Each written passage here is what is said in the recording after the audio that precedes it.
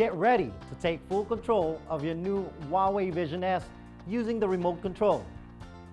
Let's take the first step in experiencing your new Huawei Vision S with this powerful accessory in your hand. In this video, you will learn how to power on your Huawei Vision S for the first time and pair it with the accompanying remote control. Plug the power cord to an electric outlet and wait for the device to power on. To pair with the remote control, press and hold the home and menu button on the remote control to complete the pairing.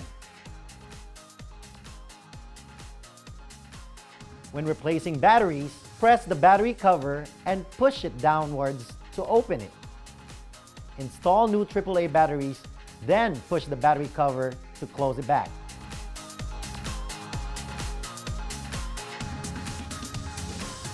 Following are the buttons and special features of the Huawei Vision remote control.